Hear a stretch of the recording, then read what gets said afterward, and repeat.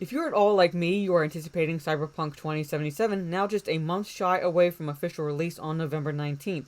Hello, this is Mara Jade, I'm here with another video, and I found this article on GamingBolt.com entitled Cyberpunk 2077, 15 More Features You Need to Know, which may or may not get you more hyped, which may or may not get you more excited, but let's dive into this article so you can get an idea of what these 15 features are. So without further ado, let's go into it.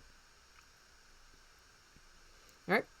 Continuing our look into CD Projekt Red's Cyberpunk 2077, we're going to cover stats, customization, weapons, activities, and other things you should know before buying. So without further ado, let's get into it. So the first is stats.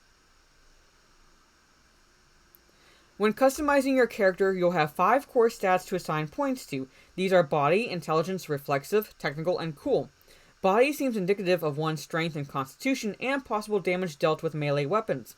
Intelligence determines your ability to, quote, notice things and use methods like hacking. Reflexive governs dexterity and more athletic skills. Technical is about hardware and allows for repairing different kinds of technology. Then there's cool, which seems akin to charisma but can also help in sneaking and dealing critical attacks. So next up, skills, trees, and perks.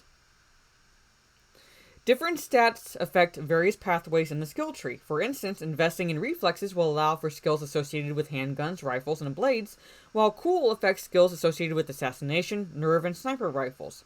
Skills will improve as you use them more, but can't go beyond the total number of points allocated to a specific stat.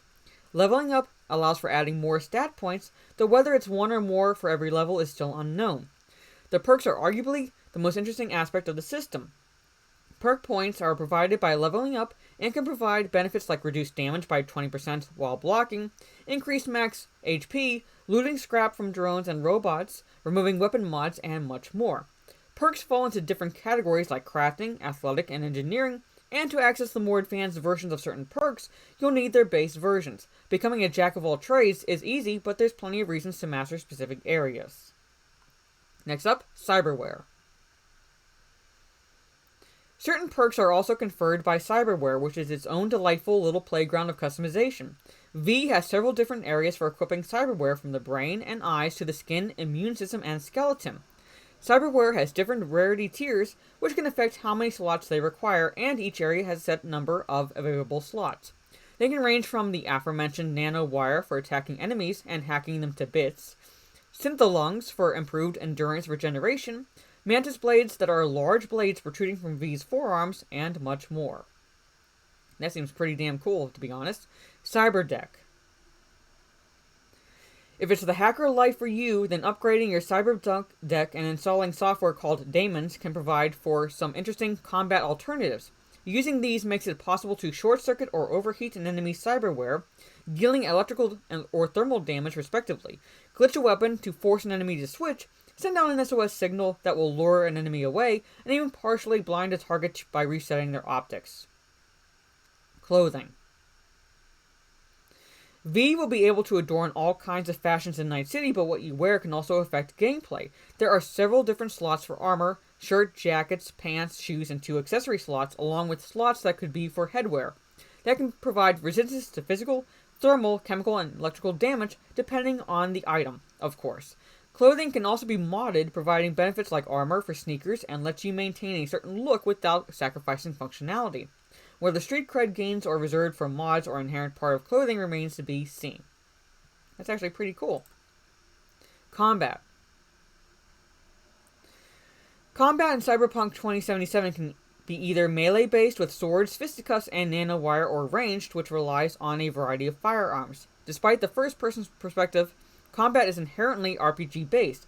Guns have damage numbers, and it's possible to inflict different kinds of damage with them.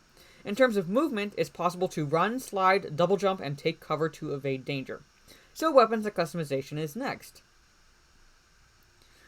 Night City is armed to the teeth with sniper rifles, handguns, machine guns, rocket launchers, swords, and so on. Guns fall into 3 categories: power, tech, and smart. A lot of this was kind of covered with the Night City Wire episode. Power weapons allow for ricocheting bullets and firing slugs. Tech weapons rely on magnetic technology for firing through any obstacles, like walls. Smart weapons will fire bullets that track, which lets you hit enemies behind cover. Among the melee weapons are thermal katanas, which look cool if nothing else. Weapons have different variants, so it's possible to find a smart shotgun that can target several opponents at once with a single shot.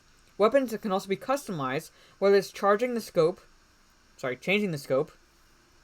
or attaching a silencer to modify the damage type and fire rate. They also have different rarities, with legendary being the best. You'll find these by either exploring the city or killing the specific NPC, but the unique traits they pack may be worth the trouble.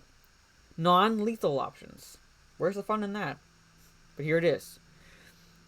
For all the different ways one can murderize folks, it's possible to complete the entire game without killing anyone. It won't be easy though, as quest designer Philip Weber revealed to GameSpot back in September 2019.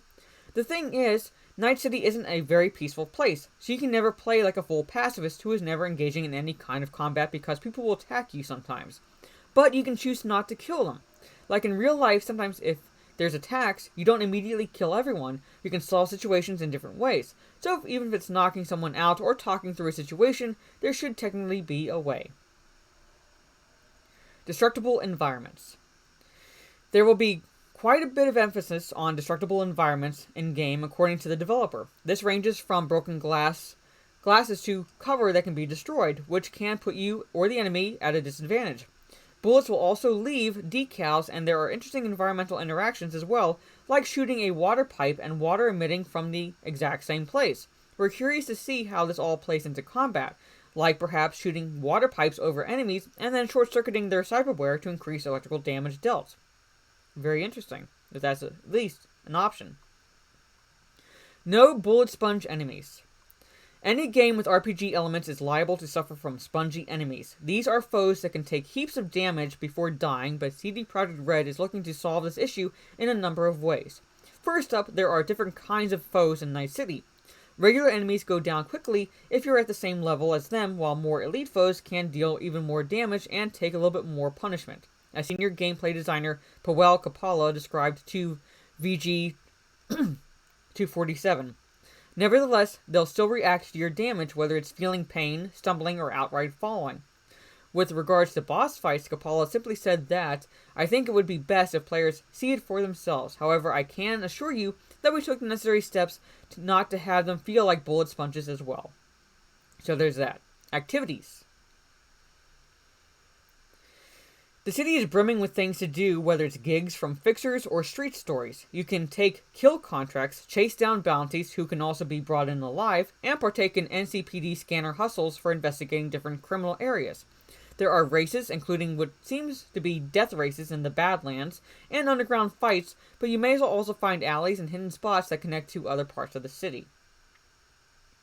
Driving.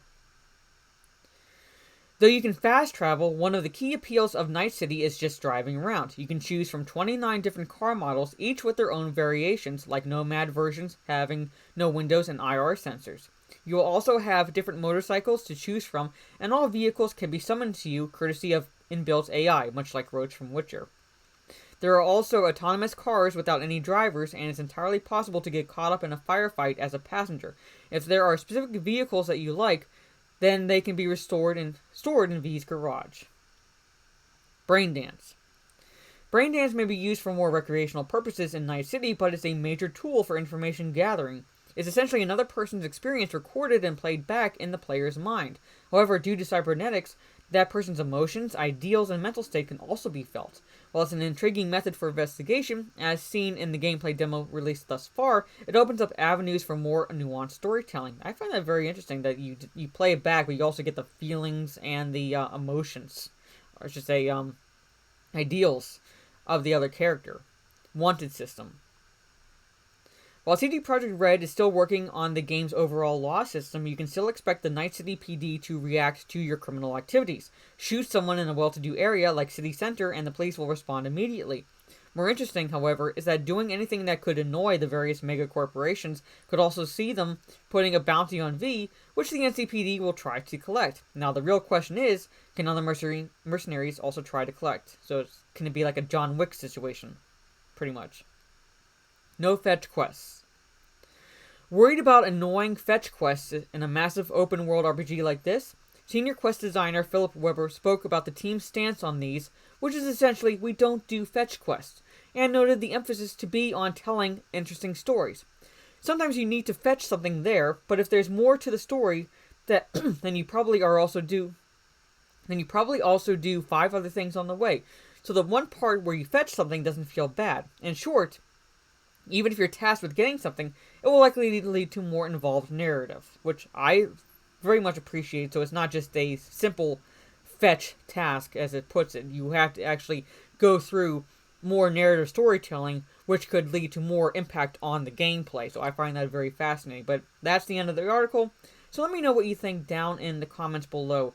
Are you anticipating this game? Are you not anticipating this game? I know I am, very much so. And I find much of these features very interesting. I'm looking forward to implementing them as much as possible when I play this game in November, and I'm planning on streaming it on my Twitch channel as well, so tune in for that. If you like this video, leave a thumbs up, share on social media if you will. Like I said, let me know down in the comments all those good things if you're anticipating this game or not. This is Mara Jade, catching you on the dark side with my next video and or live stream. Take care.